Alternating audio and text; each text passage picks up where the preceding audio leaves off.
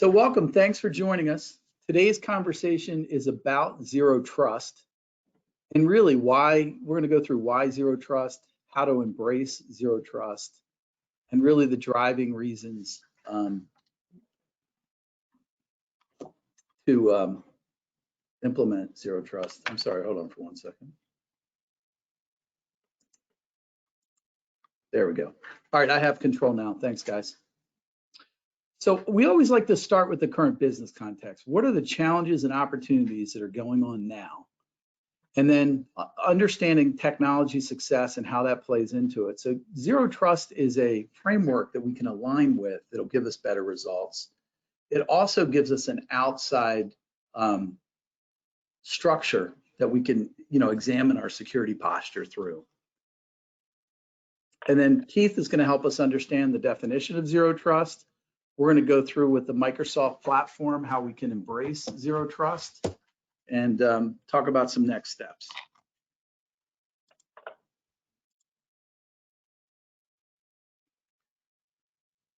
So at the end of the year, the big thing we saw was the SolarWinds breach.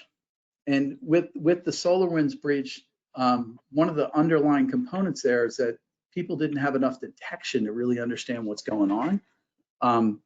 And with this move to work from home that happened so quickly last year because of COVID, we've seen more security incidents occur.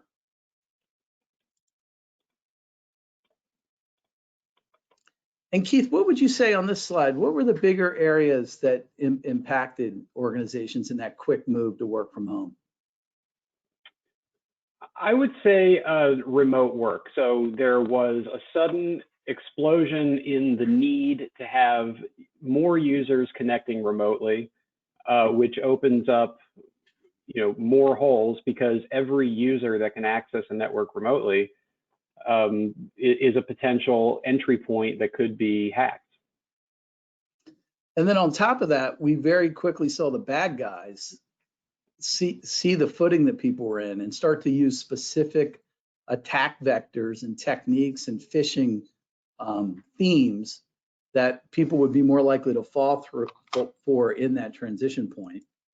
And then, at this point, many organizations have been in that posture for 9 months.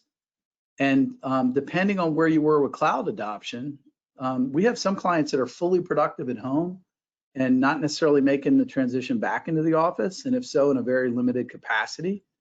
And then other organizations, depending on compliancy requirements or where their posture was when they stepped in, still having some areas that are being worked through. But most importantly, the transition happened so quickly. We were focused on getting people productive. Now we want to step back and re-examine and make sure we're in a security posture where we're not going to have a problem.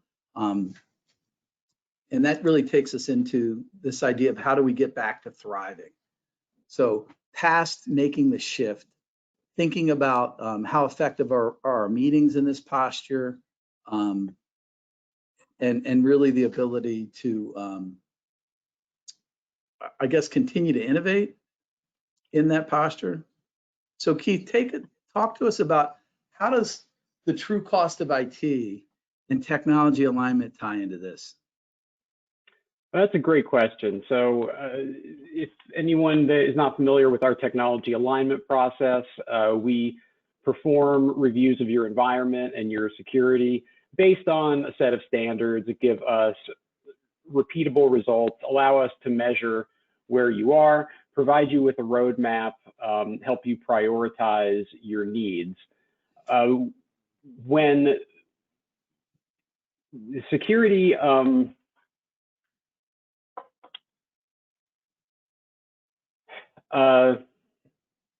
so Pat, can you talk a little bit about how the technology alignment process impacts the true cost of IT?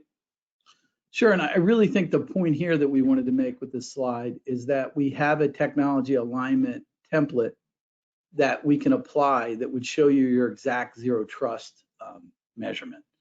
That's right.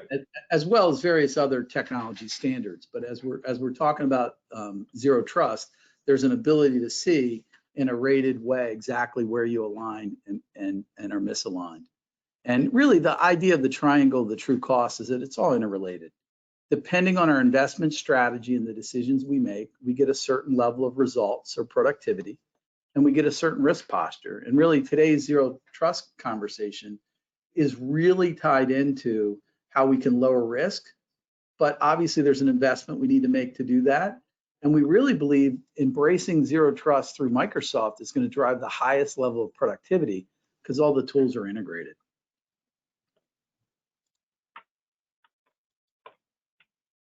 So Keith, define zero trust. So zero trust, we're basically at all times assuming breach, and we're not trusting anything. And that covers 6 pillars: identity, your users, how they authenticate, your endpoints, all the different devices that connect, laptops, mobile phones, your actual data, your organizational data that's private, you need to protect that. The applications that your users are using, not just your legacy on-premise applications, but cloud apps. You could have hundreds or thousands of different cloud apps that your users are utilizing without even knowing about it. And then finally, infrastructure and network, which are a little bit more advanced. That's why they're at the end of that list.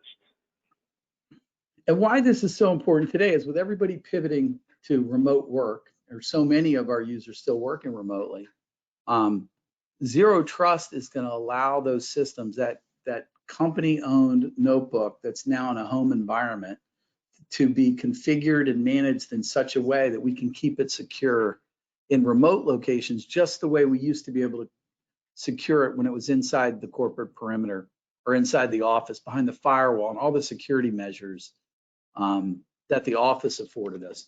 So really what we're doing is we're shifting the major roles and enforcement of security to the cloud, because we're all working through the cloud. And really, if you're reliant on on-site infrastructure to secure your environment, you're at a real disadvantage when you're in a remote posture. So zero trust has these 3 key tenets. Keith, can you explain those to us? Yeah. So the first tenet, verify explicitly. It comes down to the whole principle of zero trust is never trust, always verify. So you're verifying every user that's accessing your data. You're verifying every device that's accessing your data. You can even go as far as verifying the network they're coming from, their location. Using least privileged access, your users should never have any privileges or rights that they don't need. Even elevated privileges can be delegated in a way that they're given just what they need and just for the time period they need it, and then taken away. And then finally, assume breach. It means you're expecting all times that breaches will occur. So you're locking down that network and being proactive, assuming that a breach is going to happen, and you're taking steps to try and prevent that. And Keith, with the technology being what it is today, users can be productive in a least privileged model. They can do their day-to-day job, everything that they're doing on a day-to-day basis without any hassles. It's only when some type of elevated action, they're trying to install an application or do any type of administrative action, where we can provide this just-in-time rights capability, right? Yes, that's 100% correct. So I just want to reassure executives that we can get this secure. You can have this posture, and your people can not see any hassle coming out of it at all once it's deployed properly. You agree with that? Yes. Well, let's go into, let's look at the architecture first. So these are those same 6 pillars, and what this is really showing is how it all starts to operate together, and it gives us a policy enforcement mechanism, again, that's based in the cloud, that can look at the telemetry and information across these different components of zero trust. And that's where we're getting more insight, more detection capabilities, and even more advanced security, because the things aren't just working independently, they're working together. So really how we embrace zero trust is we use the Microsoft 365 and Azure stack that all of our clients are already using at some level. Many of you are going to have some of this in place already, and Keith is going to help us understand where the next steps and opportunities are to further our journey on that. Keith, why Microsoft for Zero Trust? So Zero Trust takes these new principles, and you're using strong authentication for every access request. You have policies defined that are authorizing based on constraints such as location, device compliance, and also looking for anomalies. If you have a user who's been logging in from Baltimore every day for a month, and suddenly 15 minutes later, you see them logging in from California, we want to look for things like that and proactively stop them and get somebody taking a look at them. But Zero Trust basically it comes down to security models which assume safety based on network location are inadequate. We should be treating every user the same way, whether they're in a corporate office or in a coffee shop. And once that's set up and cloud activated, it presents very little barriers to the users. So in many ways, it can make working remote easier, because if you're cloud native, you could be liberated from needing a VPN and some of the other things that are actually, we get more service desk tickets supporting users on VPN than we do once they're in a full Zero Trust cloud adopted model. So what we'd like to do, these are the top 10 deployment actions or areas to focus on that can dramatically improve your security posture and move you along in the Zero Trust journey. And our hope is to tie it in a way that gives you a good executive level understanding of how these pieces tie together. Keith, you want to talk about identity and authentication?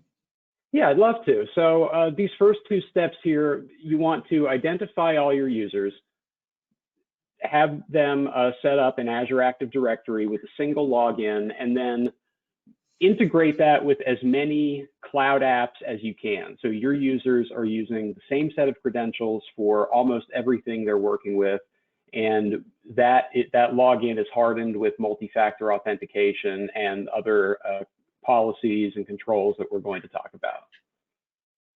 And this diagram kind of shows that further. So it's ironic, Keith, but by using Microsoft authentication and then using single sign-on, so if you're logging into Salesforce or an ERP or application or any other web-based application or app that needs authentication, instead of having to log into those separately, logging into Microsoft, once that's integrated with SSO, will connect you to the other apps. How does that make an organization and its users more secure? It makes the users more secure because it's easier for both the user and the administrator to manage that account. We have one account that's being authenticated in the same place that we know we have strict policies assigned to, multi-factor authentication and such. And it's for the user, going back to what you said, it makes their whole user experience better because they're only dealing with one set of credentials. And when users are dealing with one set of credentials, they're less likely to do things that are going to open them up to be less secure, such as writing down passwords on sticky notes because you have 20 of them. Or reusing passwords, right?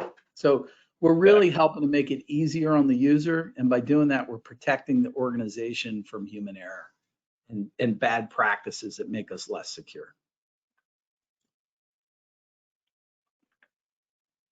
And what about these new authentication methods? Because I know that when I come into my office, I'm just thumbprinting right on my notebook, and I get authenticated in, and it's much easier across the board as I move across my devices.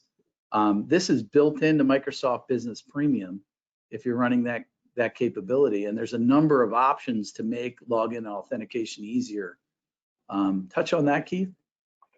Yeah, so most people who have used multi-factor authentication in the past are probably familiar with getting a code texted to them or emailed to them and then having to retrieve that and put it in. And those options are still available, but there's other options that make the whole process a lot easier for the user, such as the Microsoft Authenticator app on your phone. Easier and also more secure than an SMS text, right? All I have to do when I log into my account is look at my phone, a little push notification pops up, I tap it, unlock the phone with my face, and I'm authenticated. And then that can even extend to multi-factor at the desktop with passwordless technology. You could log into your laptop with a password and then have to still scan your thumbprint as a second method of authentication. And newer devices like I have a Dell XPS 15 that was purchased last year. I mean, it has the thumbprint. The biometrics capabilities are just built in. Otherwise, there are third-party add-on products that can be connected if needed. So step 3 and 4 in the journey to a better security posture, protecting identities. Now, we've already talked about authentication. So where do these additional protections come in? And what do we mean by this? So they're referring to two solutions specifically: Azure Active Directory Identity Protection and Privileged Identity Management. Identity protection is that anomaly scanning that I touched on earlier. Microsoft, as you can imagine, they have a vast user base and they gather all kinds of knowledge from users' login habits, and they're able to proactively see, and you can automate it. Like I said, if you have risky looking logins, it will take proactive measures to prevent that from happening. It can alert an administrator or security personnel that they should look into it. And privileged identity management goes back to the just-in-time admin privileges we were discussing, where you can assign somebody admin privileges for a brief period of time, manage it all in one place. This is also where we can have it look at, upon login, what device are they logging in through, what location are they coming in from. So if there are any triggers in any of those areas, it can require additional authentication, and we can tune your environment to be more or less secure in these areas depending on the business needs. And that's built into the cloud capabilities, so it's seamless for the users for the most part. Yep, and then conditional access policies are used to, these are policies that you would manually define. They tie in very closely to mobile device management. Your conditional access policies, for example, will say if a user's device is not compliant, doesn't meet certain security requirements, they can't log in. Or if you see a user logging in from Russia, they're automatically blocked.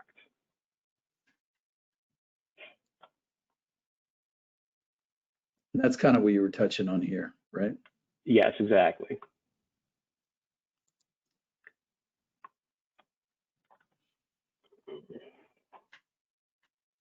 So these are two of my favorites. I think if you haven't yet put mobile device and mobile application management in place, it is a major shift forward in security because it ensures that company data is not going to any device that isn't encrypted and password protected and meets other requirements. Also gives us the ability to update and manage these devices wherever they're located. So if if your users continue to work remote with this cloud-enabled update capability in place, we can manage devices as effectively and in some ways even more effectively with the new technology than we could in the office. You want to touch on mobile application management and kind of the distinction between mobile device and mobile application management, Keith?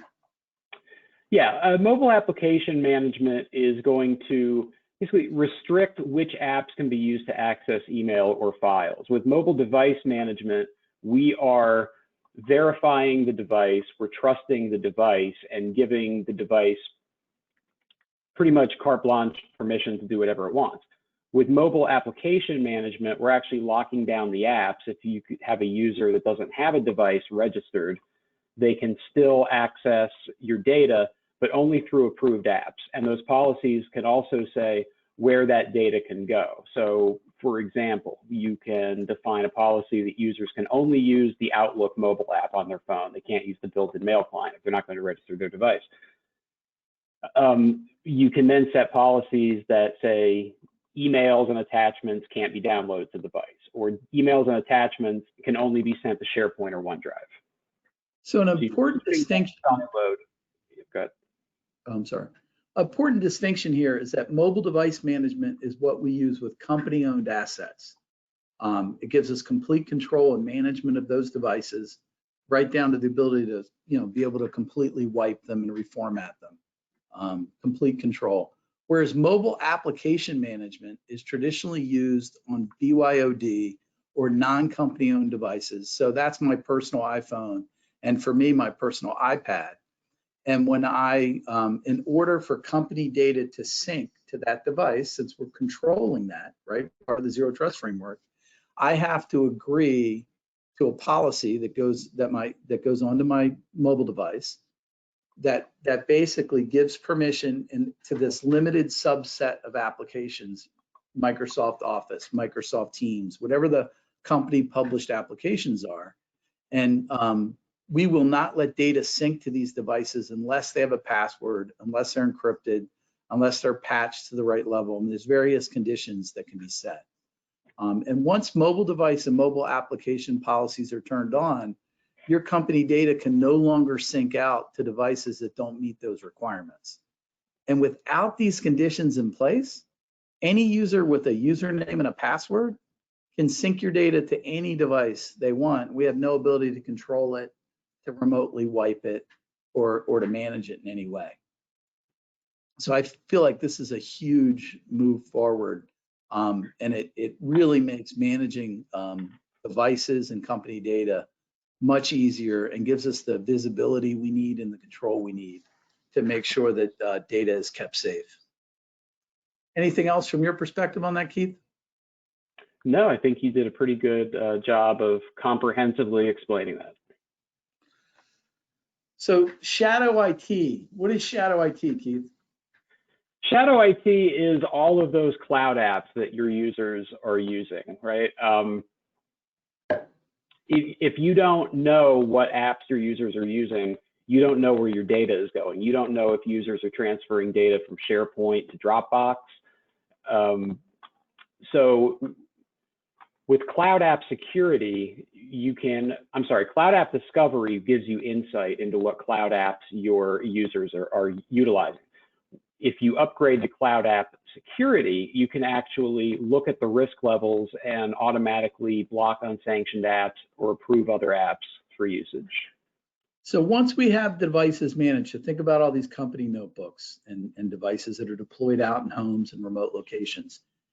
If we have Microsoft Defender for endpoints on those machines, that's given us our virus protection, our extended detection and response capabilities that are protecting those devices. And all that telemetry and data is feeding into the Microsoft cloud. So we have a dashboard through Microsoft Sentinel that can show us all of that. And inside of that, we can now see all the cloud-based applications that users are using on company devices, which means we can show you rolled up dashboards of how many users are using Dropbox, or are they using Slack, or whatever, are they using Gmail. It doesn't yet give us the ability to protect it, but it allows us to see the usage patterns. And then when you move into cloud apps, Microsoft Cloud App Security, that's a full CASB solution, which stands for Cloud App Security Broker. That allows us to have granular rules that can block users' ability to use these applications. And I think we have a slide that will go into that a little bit further next. So now that's on the application side, Keith. What about protecting documents and email? So protecting documents and email, Azure Information Protection gives you the ability to apply classifications to your data. If something is confidential, or if something is top secret, or whatever terms you want to use. And that can be done, you can apply those manually. You can also set policies that's going to scan your data and look for certain things. For example, you can look for, if you're in the healthcare industry, look for PHI and automatically classify those documents as confidential. And then you can have DLP policies to prevent that data from leaving the organization, or you can have policies. It's like alphabet soup, right? So DLP is data loss prevention. Data loss prevention, yeah. Or so you could just have a policy that says, if anything is being sent from outside of the organization, make sure it gets automatically encrypted. And what I like about this is, again, these templates are already built. So inside DLP, inside Azure Information Protection, there's various data types that are already well defined that you can just turn on and protect. And you can also very easily create custom data types that are important for your organization based on the template that's being used or various other conditions in the data. So what if you think about what that means is we can classify data automatically, we can protect data, we can stop it from, if it was sent out in an email, we could have it encrypted, we could block it from being able to be sent out over email to a non-authorized user, like a lot of granular control there. You can generate alerts if data is being leaked out. Right. And look at this, 163 zettabytes of data per year is expected to be created by 2025, which is a number that's just staggering. But the rate of data growth is like doubling, I think, every 2 years, I think is the number. And the protections that we've been discussing are across, as you adopt Microsoft 365 more fully. This is including Teams, Outlook, OneDrive, SharePoint, all the different data sources. And now we're at 9 and 10 on the journey, Keith. So back to the thing we were protecting from the beginning, right? Even on-prem back in the day, is how do we protect the operating systems of these machines so they're less vulnerable? And then really important is how can we detect and investigate? If you think about back to the SolarWinds breach, that got discovered in December by a customer of SolarWinds for breaches that started in March. And you're talking about one of the largest enterprise IT tools not noticing, and some of the largest federal agencies and enterprise organizations in the world not noticing, and then one organization discovering that and it coming public in December. So, you know, how do we, with our, you know, while we're trying to keep budget low, have any chance at kind of protecting that? And I think that's why we want to be more integrated. Everything that you hear us positioning here is that we can move you forward into Teams and SharePoint and being more cloud native and sharing and collaborating documents in a way that can even liberate you from the need of a VPN.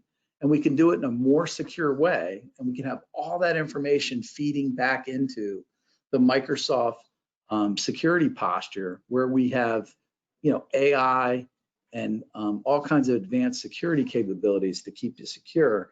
And much of this is built in to the Microsoft Business Premium licensing level, which for a corporate user is $20 per user per month, and includes all the line of business applications that you're accustomed to from Office 365. And then some of these capabilities we're talking about, like Microsoft Defender for endpoints and Microsoft Cloud Application Security. Those are some add-on, there's some incremental add-on costs there. Anything you want to touch on here, Keith? If we could go to the next slide, I'll talk a little bit about Microsoft Defender for endpoints. So Microsoft Defender for endpoints is a next generation endpoint protection solution. It replaces your traditional antivirus, anti-malware, and it's all unified within Microsoft 365, including sending all of that data back into the cloud. So you have everything integrated in one place. It's a unified platform for protection, post-breach detection, and automated investigation. And if we go to the next slide, that ties into Azure Sentinel, which is a SIEM. you're not familiar with that term, it stands for security information and event management. And basically, all of your data is going to get, not your data, but your users, everything that's going on in your environment that's getting logged somewhere is going to get centralized in Azure Sentinel. And then you can have policies to scan that, look for certain things, send alerts, and then go back and investigate any breaches or issues that you may have had. It's also where automation and AI come into play, because as Microsoft defines policies, we can have those automatically enabled if we choose to, which, as an example, if there was some new change needed to respond to SolarWinds, as Microsoft sets that up, it flows through to all of our endpoints and protects our organization. There's also an automation response capability that's built in where we can automate various responses to different conditions to keep you in a more secure posture. So Microsoft Compliant Manager is not one of the 10, but it comes along with the journey. And what I love here is that we can get best practices directly from Microsoft, and we can, back to technology alignment, we can, as a business, you can see what Microsoft is saying your position is, and Compliancy Manager covers various regulatory compliance requirements. Anything else on that, Keith? Just point out that they have a very extensive library of regulations, compliance standards, and it will tell you exactly what you need to do in your environment to meet those requirements. It also tells you what Microsoft is doing on the cloud side to meet those requirements, and you can actually see how much responsibility going to the cloud is taking off of you and your organization. Right.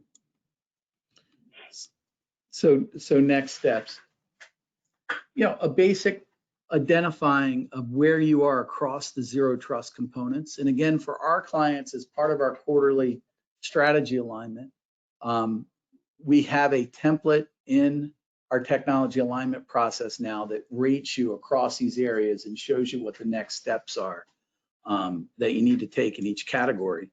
And the thing to keep in mind is, in this lower left-hand quadrant, look for where the easy successes are. So at this bottom quadrant, these have a lower business impact, so lower, not as high of a value, but they're easy to adopt, and they have very little effect on the people.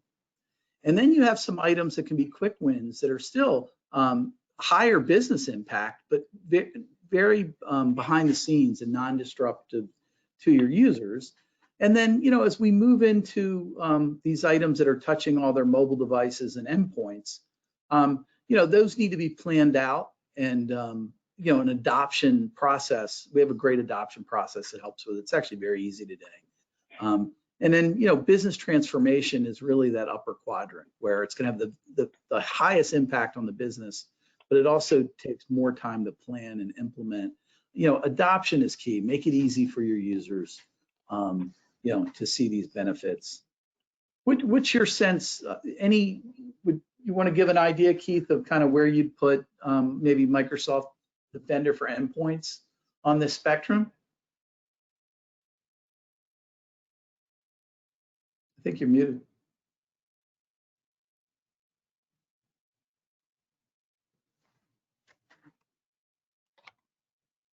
Keith, can you hear me? Yes, can you guys hear me? I apologize, I lost my audio. Oh, no problem, you're back. Okay, so what I wanted to say was this slide makes me think of a point that we didn't bring up yet, that zero trust is not, it's a journey, right? It's not something that you just turn on. There's a lot of different aspects to it. It takes time. And like Pat said, you start out with those low-hanging fruits that are going to have the least amount of impact, but are going to give you the biggest bang for your buck. Right off the bat, I always say multi-factor authentication is a huge one.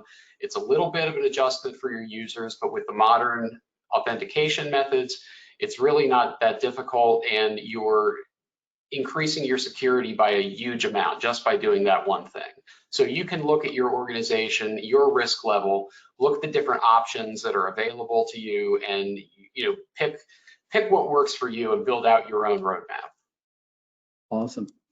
So if you have questions, please submit them and we'll address them here in close, or we can take them offline too. You can indicate that here. We do have at least a couple of questions here. I think from a next step perspective is always, identify your organization's specific priorities. Think about when you look at the security posture and your data and applications and your different user groups, do you have any areas of concern based on what we've went over here? And make sure you have an up-to-date business context. And by business context, it's that conversation you have with IT about your business priorities and where you're going as an organization overall and any constraints, and really setting the agenda for the priorities for IT. And then our quarterly executive briefings have been rebranded to quarterly strategy alignments. And whether you're one of our clients going through the quarterly strategy alignment process, or you're working with an internal team or another partner, I highly encourage executive level of engagement, at least on a quarterly basis. It's so important, especially with the stakes today and everything that's going on. And then, because in here too, it's like one of the next webinars we're going to have is about incident response and really making sure you have a business continuity plan and what steps to take. So we need buy-in on a quarterly basis just to have that relationship and clarity and make sure the right things are happening. And then really attend those QSAs and be involved in helping us build that that IT roadmap. So with that, I see, Keith, one question we have here is, what information will MDM, mobile device management, collect from users? So if I'm hearing that right, that would be like a privacy concern about, the user itself, perhaps? Yeah, and that's a very common concern. Users are concerned that when they register a device, it's going to start tracking them. They're going to be collecting information about what they're doing. The truth is, it's designed with privacy in mind first. Registering a mobile phone, for example, does not give any administrator any ability to see what you're doing as far as your texting. It's collecting information like, what type of device is this? What's the serial number? Is it encrypted? Is the operating system up to date, et cetera? It's not collecting any personal really information. Technical telemetry and things we need to keep the environment secure. It's not invasive from a personal information. We're not looking at browsing patterns and that type of thing, right?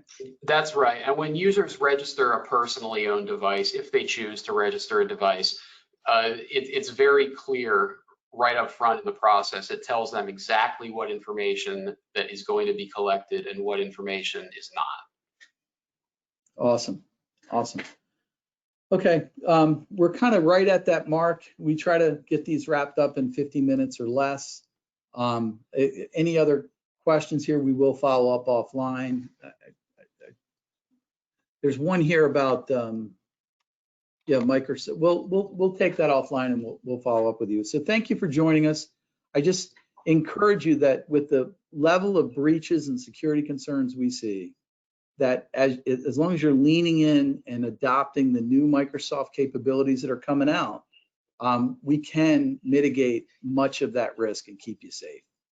We can't guarantee safety, but if you're leaning into these advanced features and capabilities, we're going to really dramatically lower your security posture.